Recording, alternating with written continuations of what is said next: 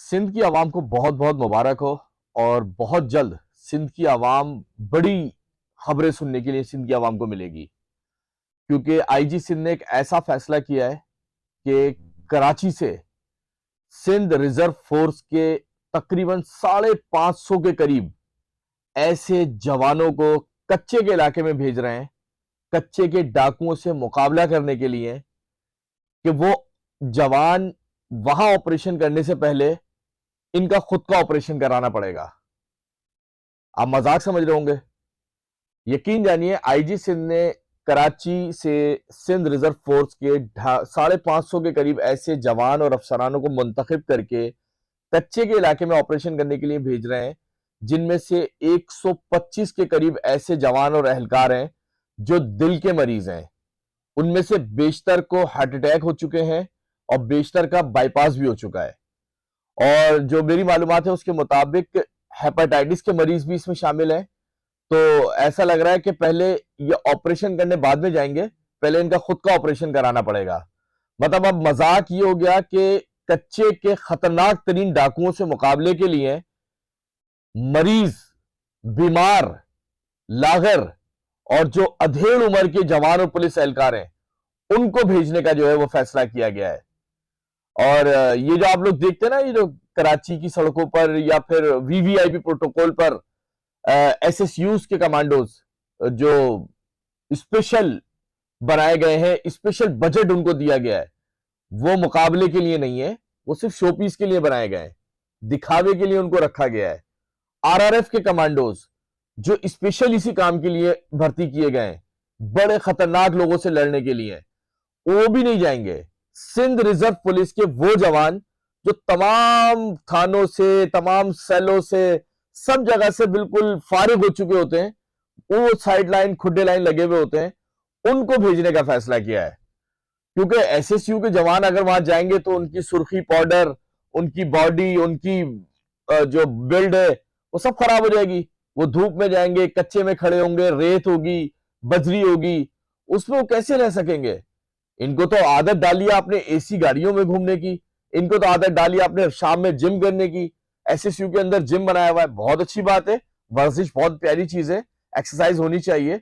लेकिन भाई, जिस पर्पस के लिए, जिस मकसद के लिए एक्सरसाइज कर रहे हो एसएसयू के कमांडोज, तो भाई कम से कम उस काम के लिए तो इनको यूज करो। जो करोड़ों अरबों रुपए का बजट एसएसयू पे लगा रहे हो, आरआरएफ के जवानों को मुख्तलिफ ट्रेनिंग दिलवाते हो, आप उन जवानों को आप भेज रहे हो उनसे मुकाबला करने के लिए, उन डाकुओं से मुकाबला करने के लिए जिनके पास एंटी एयरक्राफ्ट गने हैं, जिनके पास G3 राइफलें हैं, जिनके पास दस्ती बम है, रॉकेट लॉन्चर हैं। अभी आपने देखा था कि कुछ दिनों पहले किस तरह जो है वो कच्चे के डाकुओं ने सल्तू शर का जो बदला लिया है, सिंध पुलिस के एक डीएसपी को मार दिया, एसएचओ को मार दिया, पूरी पूरी नफरी को उन्होंने जो है वो यरगमाल बनाया। और किस तरह वहां से जो है वो अपना पुलिस के जो अफसरान है, जवान है, हाथ जोड़ जोड़ के मिन्नतें कर करके अपनी नफरी को वापस लाते हैं, डाकुओं से मिन्नतें करवाते हैं, लोगों से सिफारिशें करवाते हैं कि डाकुओं को बोलो कि हमारी नफरी को छोड़ दे। और आप इस नफरी को भेज रहे हैं, मतलब आप तो खुद चारा बना के भेज रहे हैं इस नफरी को कि जाओ कच्चे के डाकुओं के साथ और कच्चे के डाकुओं तुमसे खेलेंगे। ये 50 साल की उम्र से ऊपर का जो अफसर है वो किस तरह मुकाबला करेगा? वो सही से 50 कदम चल नहीं सकता, हार्ट का मरीज है। तो आप तो खुद अपनी नफरी के साथ खेल रहे हैं। खुदारा सिंध की आवाम को आप तहफ़्फ़ुज़ फराम नहीं कर सकते, अपनी नफरी को तो तहफ़्फ़ुज़ फराम कर लें। कम से कम सिलेक्शन तो ऐसी करें कि ऐसे जवान, ऐसे यंग लड़कों को वहां भेजें जो उनसे मुकाबला कर सकें, और उनको भी सिर्फ एक क्लैशिनकोफ लेके ना दें। जब आप मुकाबला करने के लिए भेज रहे हैं तो उनको भी वो हथियार फराहम करें कि जो वो उनसे मुकाबला कर सके। G3 राइफलों के आगे क्लैशिनकोफ कुछ नहीं बेचती। जो वहां के डायनेमिक्स हैं कच्चे के, वो लोग बताते हैं, वो बताते हैं कि मीलों दूर से वो हमला कर देते हैं और पुलिस सिर्फ हवाई फायरिंग कर रही होती है, स्ट्रेट फायर करती है, और पुलिस की रेंज ही नहीं है वहां तक, और वो पूरी पूरी पुलिस की गाड़ियां उड़ा देते हैं। तो सल्तू शर को भी कोई पुलिस ने बहुत बड़ी कामयाबी के बाद नहीं मारा है, उसको भी किसी सेटिंग में बुला के उसको मारा गया है। तो भाई, अगर इसी तरह आपने मिन्नत समाजत करके डाकुओं से डील करना है तो खुदा का वास्ता ये ऑपरेशन की ड्रामेबाजियां बंद कर दें। इस पुलिस नफरी को चारा बनाने से बेहतर है आप ऑफिसों में बैठे, दौरे करें, मीडिया कवरेज करवाएं, बस बहुत है आप लोगों के लिए।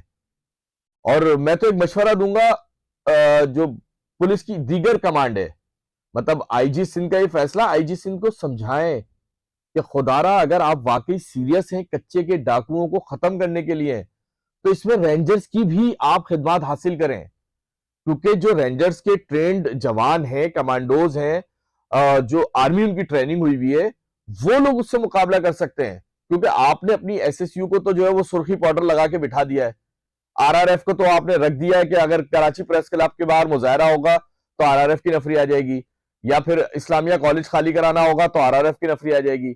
लेकिन जब कच्चे के डाकुओं से मुकाबला करने की बात आएगी तो उसमें बिल्कुल जो फारिग होने के करीब आपके जवान और अफसरान हैं उनको आप भेज रहे हैं, तो इस बात पर जरा सोचिएगा। थोड़ा सा इसमें मैं माजी का हवाला आपको दूं, माजी में भी कुछ इसी तरह के ऑपरेशन किए, बिल्कुल नाकिस हिकमत अमली की वजह से वो ऑपरेशन भी पुलिस के गले पड़े। किस तरह गले पड़े? कराची ऑपरेशन शुरू किया था 92 में, उसके साइड इफेक्ट क्या है? कितनी पुलिस को नुकसान उठाना पड़ा। पुलिस ने किसी के भी खिलाफ ऑपरेशन किया, लेकिन उसके मुकाबले में जो आज की पॉलिसी कच्चे के इलाकों में हम देख रहे हैं कि जिस तरह आप इस तरह की पुलिस को वहां भेज रहे हैं कि जो बाद में आपके लिए नुकसान का सबब बन सकती है।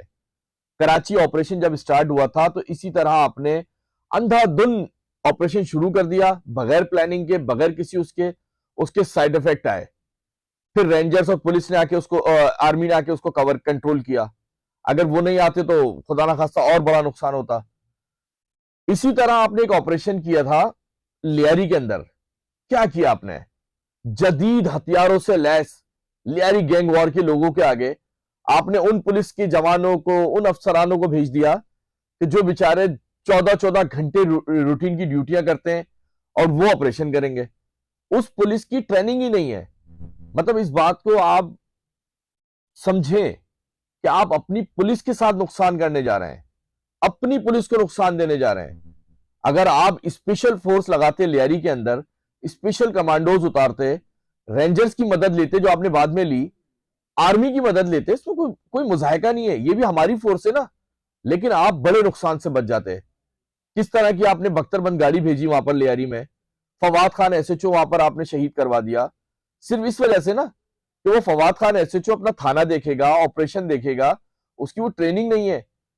मतलब बात सिर्फ इतनी सी करने की कि अगर आप स्टार्टिंग में अच्छे पॉइंट्स पर काम कर लें, आप ऐसी नफरी का इंतखाब कर लें, ऐसे लोगों का, ऐसी प्लानिंग का इंतखाब कर लें कि जो देरपा हो, जिससे नुकसानात का कम खतरा हो।